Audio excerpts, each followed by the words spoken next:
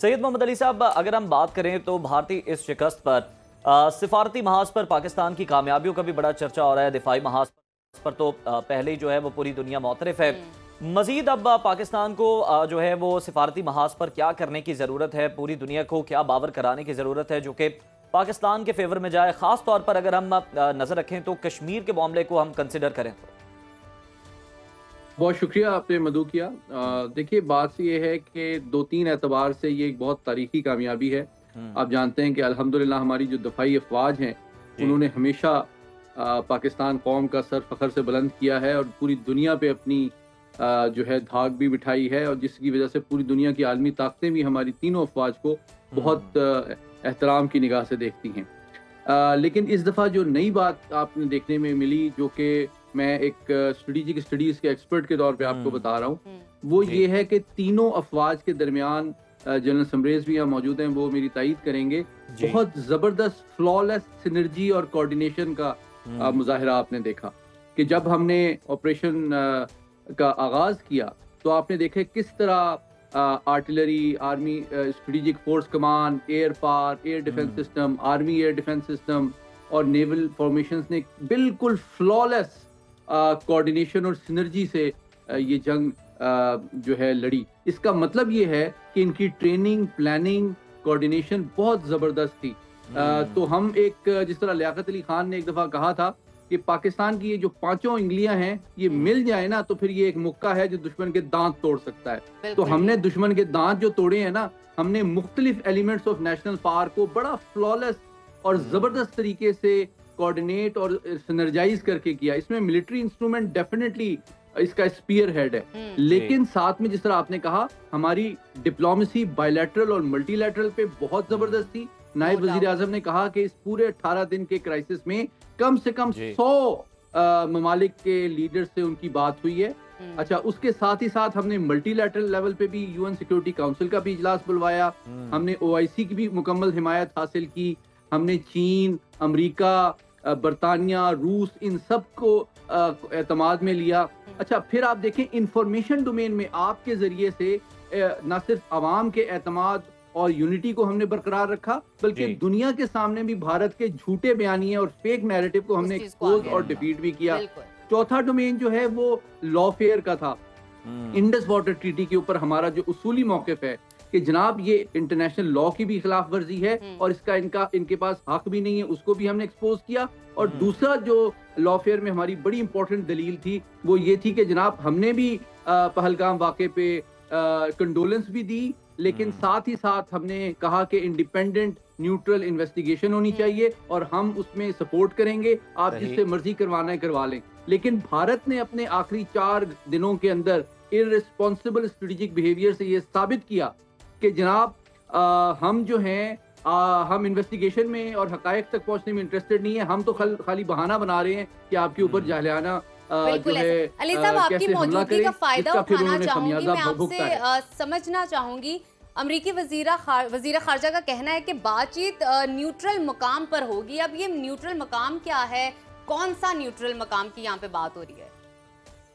دیکھیے میں کوئکلی اس کا کانٹیکسٹ آپ کو بتانا زیادہ ضروری ہے۔ یہ خوشائند بات ہے، ہم امریکہ کی پیشکش کو ویلکم کرتے ہیں، لیکن میں آپ کو یہ بتانا چاہتا ہوں براس ٹیکس سے لے کے آج تک 38 سال میں یہ 8واں کرائسس ہے جو بھارت کے جو توسیع پسندانہ اور اگریسو عزائم ہیں اس کے نتیجے میں برپا ہوا ہے۔ اور الحمدللہ ہماری افواج نے قوم کی مدد سے ہمیشہ جو ہے اس کو ڈٹر کیا ہے، جو ہم نے کرائسس کی ایسکیلیشن کو ڈومینیٹ کیا ہے اور ان کو مجبور کیا ہے کہ جناب آپ عالمی طاقتوں کے پاس جائیں۔ تو اس وقت موقع جو ہے، پہلے میں بتانا چاہتا ہوں کہ اس وقت برابری کی بات نہیں ہو رہی، یہ بہت امپورٹنٹ اور نازک نقطہ ہے۔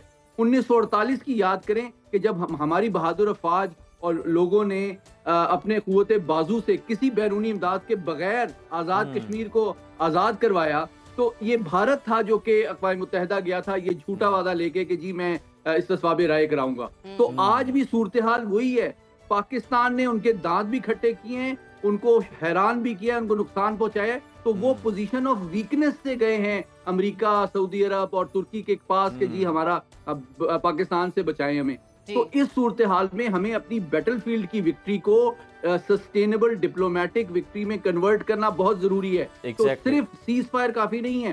ہمارے سامنے 4 چیزیں ہیں جس کو ہمیں ڈیمانڈ کرنا چاہیے. امریکہ اگر بروکر کرنا چاہتا ہے بہت اچھی بات ہے, لیکن اس کے ذہن میں بھی ہونا چاہیے کہ جب 4 دن پہلے ہم امریکہ کو کہہ رہے تھے کہ جناب آپ ان کو سمجھائیں کہ غیر ذمہ داری کا مظاہرہ نہ کریں, تو ان کو بات سمجھ میں نہیں آئی. وہ جو بڑا مشہور شعر ہے نا, مرد نادا پہ کلام نرم و نازک بے اثر, تو جب وہ ان کو مار پڑی تو وہ امریکہ کے پاس بھاگے ہوئے گئے اور امریکہ نے کہا کہ جی ہم سیز فائر کرا دیتے ہیں. تو میں نے کہا سیز فائر کافی نہیں ہے, آپ کو انڈس واٹر ٹریٹی کے اوپر ان کی لانگ ٹرم ان ویورنگ کمٹمنٹ لینا ضروری ہے. کیا اب بھارت جو ہے یہ امریکہ کی ثالثی میں جو مذاکرات کی بات ہو رہی ہے, اس سے نظر چرا سکتا ہے, اس سے راہ فرار اختیار کر سکتا ہے, اس کے پاس کوئی آپشن ہے؟ بہت اہم دونوں سوال ہیں آپ کے. دیکھیں جس طرح ابھی جان صاحب نے کہا, میں بالکل اس سے اگری کرتا ہوں کہ ہماری جو 77 سالہ تاریخ ہے اس میں الحمدللہ بیٹل فیلڈ میں ہم نے ہمیشہ بھارت کو ناکوں چنے چبوائے ہیں, لیکن وہ اپنی سیاسی چابک دستی کے ساتھ اپنی بیٹل فیلڈ کی فزیکل ریالٹی کی ڈیفیٹ کو پرسپشن ڈومین میں اور ڈپلومیٹک ڈومین میں بچانے کی کوشش ہمیشہ کرتا رہا ہے. تو ہمیں بہت ضروری ہے کہ انفارمیشن ڈومین میں, لا فیئر کی ڈومین میں اور ڈپلومیٹک ڈومین میں بھی اس کائنیٹک اور نان کائنیٹک وکٹری کو سسٹینیبل گین میں کنورٹ کریں. یہ بہت ضروری ہے. ہمیں سفارتی محاذ پہ 4 ڈیمانڈز رکھنی چاہیے, اور یہ اچھی بات ہے. دیکھیں میں فرینکلی کہتا ہوں کہ صدر ٹرمپ جو ہیں ان کا بھی سیاسی مستقبل اور سیاسی مفاد اس میں ہے کہ وہ دنیا کے ایک بڑے پیس میکر لیڈر سمجھے جائیں. وہ یوکرین اور رشیا کے درمیان بھی کوشش کر رہے تھے کہ جنگ بندی ہو جائے. اچھا, وہ اسرائیل اور باقی ممالک کے درمیان بھی کوشش کر رہے تھے. ایران نیوکلیر ڈیل کے حوالے سے بھی ان کے مذاکرات چل رہے ہیں. تو وہ اپنا امیج چاہتے ہیں کہ وہ ایک پیس میکر کے طور پہ بنے, اور اسی مفاد کے تحت انہوں نے یہ بات کی ہے جو کہ خوش آئند ہے. لیکن اس میں ضرور بات یہ ہے کہ ہمارے 4 ریڈ لائنز ہیں جو کہ ہمیں ڈپلومیٹک ٹیبل پہ اچیو کرنے ہیں, انشور کرنے ہیں, پروٹیکٹ کرنے ہیں. Number 1 water security. Indus water treaty کی جو یونیلیٹرل وائلیشن ہے اس سے بھارت دستبردار ہو اور واپس جائے کہ اور کمٹمنٹ شو کرے کہ وہ انڈس واٹر ٹریٹی کا پابند رہے گا. نمبر 1, کیونکہ یہ جنگ میں تو شاید چند تھوڑی سی شہادتیں ہوئی ہیں, وہ بھائی 25 کروڑ پاکستانیوں کی زندگی کا دار و مدار اس پانی پہ ہے. نمبر 2, ہمیں کشمیر کے اندر فوری طور پہ جو ظلم و ستم اور جبر و استبداد ہے اس کا خاتمہ ہونا چاہیے.